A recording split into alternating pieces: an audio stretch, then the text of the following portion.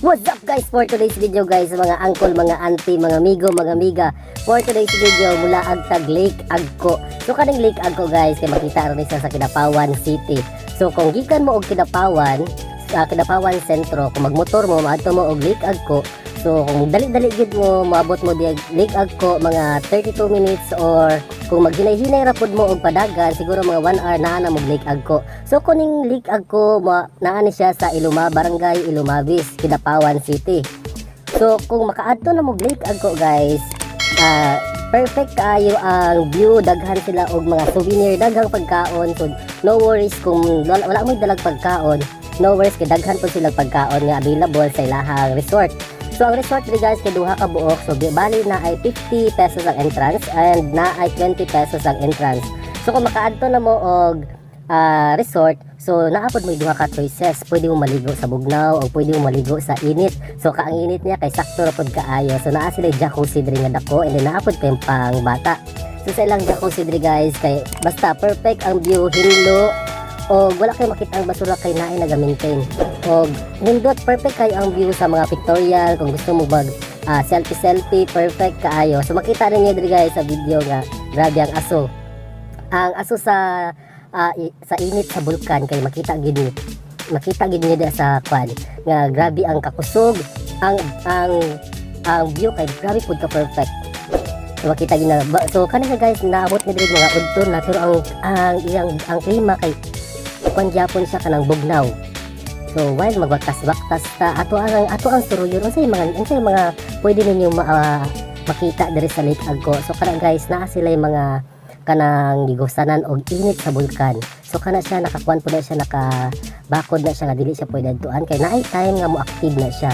And then naa na sila kanang mura siya urag steam bath nga pwede mo masulod ang pagpainit mo sa sulod. Basta grabe ang kainit niya guys, siguro makadugay ra mo siguro mga 3 minutes to 5 minutes sa sulod. So while nahuman na dito sa first destination namo, maadto na po ni sa second destination namo, mo nito sa Picas nga resort. So kani siya naa siya 20 pesos ang entrance.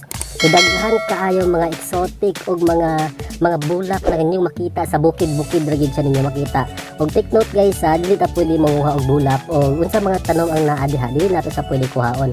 So pwede na ta mag picture, mag selfie diha kay very nature friendly kaayo ang environment. Og while nakabaktas-baktas ta makita nato sa unahan nga kusog kaayo na diha ang lake.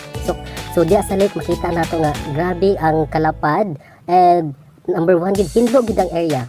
Og daghan perfect gid siya kung kamo nature lover mo nga pagkatao, perfect gid siya sa inyong trip kay basta mag picture mo diha, perfect kayo ang mga background sa inyong kwan. Og while napag-abot na mo diri guys kay naabot na diha kung kamo makaadto mo diri pwede mo magdala og itlog kay naa si Manong chika pod nila Manong diha nga nagaingon si Manong kung gusto niya magpaluto og itlog. Estimated minutes na daw niya, naa daw sa mga 3 to 4 minutes or 5 minutes maluto na daw ang itlog. And ang bayad ana guys depende na sa inyo kung pila inyong ihatag kay Manong, kay donation ra pod na sa iyaha. So murag tabang na lang pod nato na sa iyaha kung pila atong ihatag sa iyahang pagpaluto. So kada makita ninyo diha bisag asa mga daplin guys kay makita ninyo ang hungaw sa bulkan kay grabe gyud, nindot siya og kwan. And then basta pang instagramable gid siya nga mga pictures, mga area, basta nindot siya. Kana mo na sa si Manong diha nga pwede mo magpaluto og itlog. Kung maadto mo diha pwede mo dala og itlog, or pwede pod mo palit og itlog dito sila mga tindahan kay naa po'y available.